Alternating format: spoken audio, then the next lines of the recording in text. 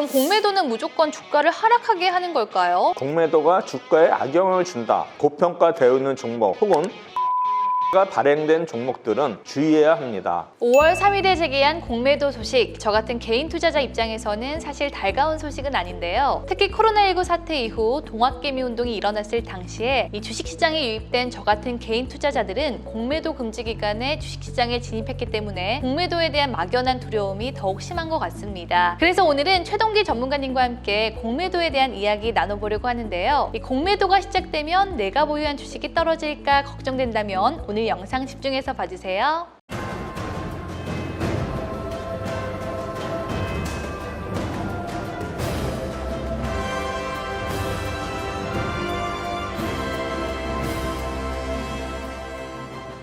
안녕하세요. 증권가의 가장 빠른 소식을 전하는 재벌투자연구소 MC 하현정입니다. 오늘도 역시 현직 전문 애널리스트로 활동하고 계신 최동기 전문가님 모셨는데요. 전문가님 안녕하세요. 네, 안녕하세요.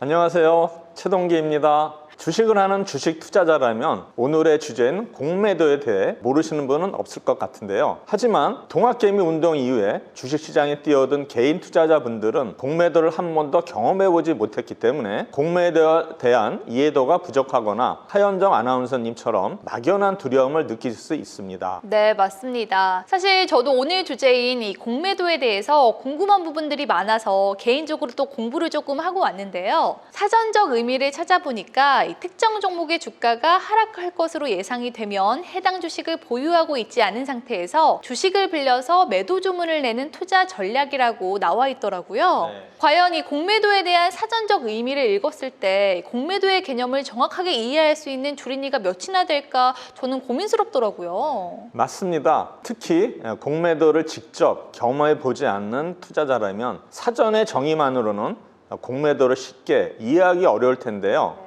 해서 오늘 하현정 아나운서님이 주린이 입장에서 공매도를 조금 쉽게 풀어서 설명해 주신다고요? 네, 맞습니다. 오늘은 제가 이 주린이 분들도 이해하기 쉽게 공매도 내용을 사례로 풀어서 소개해 볼까 하는데요. 먼저 공매도 사례를 설명하기 위해서 주인공 2명이 등장을 해야 하는데 마침 스튜디오에 지금 저랑 전문가님이 계시니까 저와 전문가님을 사례의 주인공으로 채택하도록 하겠습니다. 네, 영광입니다. 네, 우선 최근 한 게임 회사가 신규 모바일 게임을 런칭했다고 가정을 해보겠습니다. 마침 최동기 전문가님께서 해당 게임사의 모바일 게임에 흥미를 느끼고 있는 상황인데요. 그런데 이 게임이 런칭하자마자 엄청난 호응을 얻습니다. 시장 반응이 좋아지니 주당 10만 원이었던 주가가 15만 원까지 올랐네요. 시장의 흐름과는 다르게 최동기 전문가님은 해당 게임의 주가 상승세가 장기간 유지되지 않을 것으로 예측을 했습니다. 주가가 갑자기 주당 5만 원이 올랐으니 너무 비싸다고 생각한 것이죠. 마침 제가 해당 게임사의 주식을 보유하고 있는 것을 알고 전문가님이 저에게 제안을 하나 합니다. 지금 그 게임 주식을 나에게 빌려주면 3개월 뒤 수수료와 함께 갚겠습니다. 장기 투자가 목적이라면 어차피 지금 매도하지는 않을 테니 아나운서님에게도 손해는 아닐 겁니다 라고요. 저는 어차피 향후 1년 이상 장기 투자를 할 생각이었기 때문에 전문가님에게 주식을 빌려주는데요. 이후 저는 빌린 주식을 시장에 팔고 주가가 떨어질 때까지 기다리겠군요. 네, 맞습니다. 이후에는 전문가님이 예상한 대로 주가가 하락하고 적정 주가로 판단한 10만 원까지 주가가 내려오면 그때 전문가님은 저에게 빌린 주식을 갚기 위해서 시장에서 주식을 매수하겠죠? 네, 맞습니다. 이 부분이 바로 숏 커버링인데요. 숏 커버링은 공매도한 주식을 되갚기 위해 다시 사는 행위를 뜻하죠. 숏 커버링 작업 후에는 다시 하현정 아나운서님에게 빌린 주식을 되갚고 약속한 수수료를 지급할 것입니다.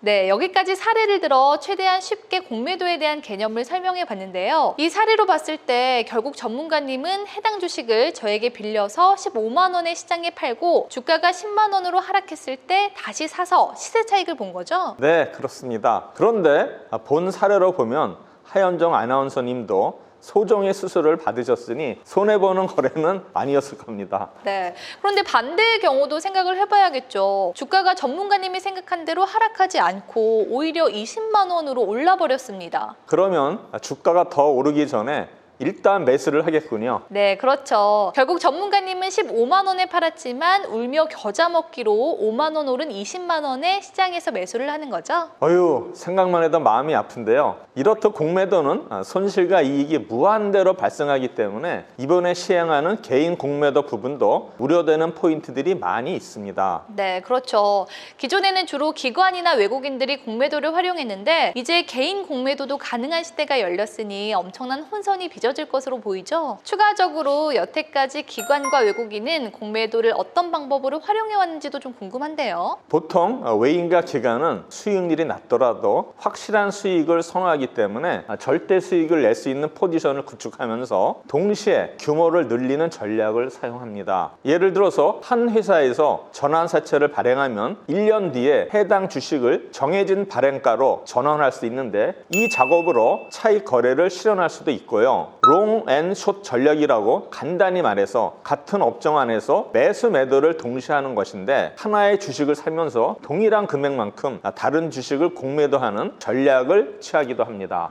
그러니까 전환사채로 차익 실현을 하는 경우에 외국이나 기관 입장에서는 당연히 주가가 높을수록 또 좋겠네요. 예를 들어서 A 회사가 오늘 주당 10,000원으로 전환사채를 발행하고 1년 뒤에 A 회사의 주가가 주당 2만 원이 되었을 때 발행가로 전환하면 주당 10,000원씩의 시세 차익을 보는 거죠? 네, 정확합니다. 롱앤숏 전략을 사용하면 주가 전망이 좋지 않을 경우에 매도하고 동시에 시장 지수 등에 대해 매수해 비교적 안정적인 수익을 누릴 수가 있겠네요. 네. 롱앤숏 전략은 장기적으로는 저평가된 종목들을 사고 단기적으로는 고평가된 주식을 파는 기법을 조합한 장단기 기법이며 전통적인 헤지펀드의 거래 형태이기도 합니다.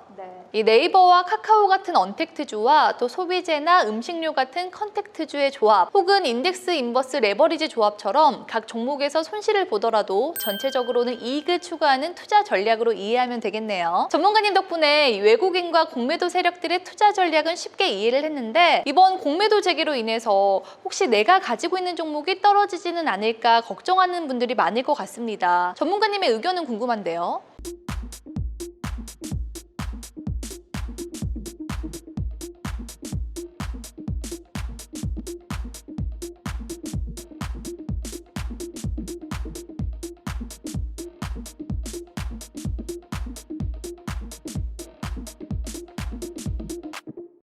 전문가 입장에서 봤을 때 공매도가 주가에 악영향을 준다 혹은 아니다를 말씀드리기에는 다소 애매한 부분이 있습니다. 개인 투자자 입장에서는 공매도가 늘어나면 곧 주가가 하락할 것으로 예상하기 때문에 당연히 반기지 않는 것이고요. 증권업계 입장에서는 공매도의 순기능 중 하나인 시장 유동성 증가 효과도 볼 수 있고 시장이 지나치게 가열되거나 폭락하는 것을 막아주는 소위 거품 걷어내기 효과도 볼 수 있어서 긍정적으로 보는 시각들이 많습니다. 저 역시도 공매도의 순기능을 생각한다면 맹목적으로 공매도가 나쁘다라고 말하기 어렵겠지만 개별 종목이 공매도의 영향을 받고 흔들리는 것을 감안한다면 공매도가 나쁘지 않다고 말할 수도 없을 것 같네요. 그렇군요. 그럼 공매도는 무조건 주가를 하락하게 하는 걸까요? 아까 언급한 롱앤숏 전략만 봐도 이 외국인과 기관은 절대 수익을 추구하기 때문에 이 주식을 매도함과 동시에 다른 주식을 매수하는 것으로 보이는데요. 그럼 이 과정에서 또 주가가 많이 움직이지 않을까요? 네,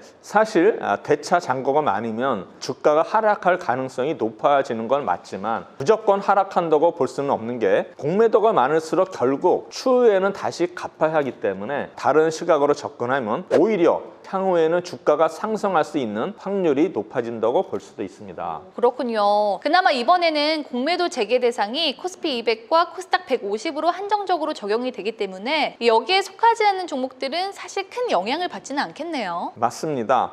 반면에 언급하신 것처럼 코스피 200과 코스닥 150에 해당되는 종목들은 주가가 빠질 것으로 예측되기는 합니다. 지수보다는 개별 종목들이 영향을 받을 것이기에 투자 전에는 반드시 종목 분석을 확실히 하고 고평가되어 있는 종목 혹은 전환사채가 발행된 종목들은 주의해야 합니다. 그렇다면 공매도 재개 이후인 지금 투자를 고려한다면 개별 종목 분석을 더욱 꼼꼼하게 해야겠군요. 제가 알기로는 이 한국거래소 정보 데이터 시스템에서 이 코스피 200과 코스닥 150에 해당하는 종목들을 검색할 수 있는 것으로 알고 있는데요. 화면에 보시는 것처럼 정보 데이터 시스템에서 화면 번호 11006을 검색하시면 원하시는 지수를 검색할 수 있으니까 어떤 종목들이 포함되어 있는지 한번 체크를 해보시고요. 투자하실 때 참고하시면 좋겠습니다. 이 밖에도 화면 번호 33002를 검색하시면 공매도 잔고 수량을 확인할 수가 있는데요. 잔고 수량이 늘어났다면 아직 청산되지 않은 주식들이 늘어났다는 의미이기 때문에 주가에 악영향을 줄 수 있으니 투자 타이밍을 맞추는 것도 굉장히 중요할 것 같네요. 반대로 잔고 수량이 줄고 있다면 빌린 주식을 대입 갖기 위해서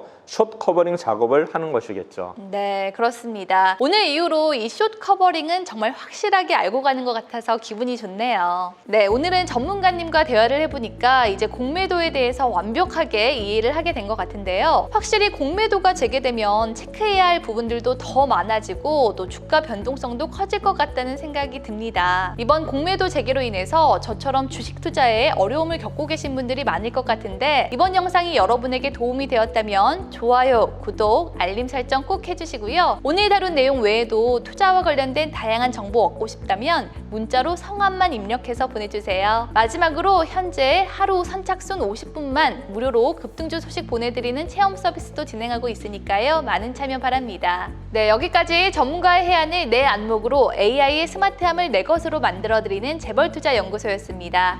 감사합니다. 다음 시간에 더욱 유익한 내용으로 만나요.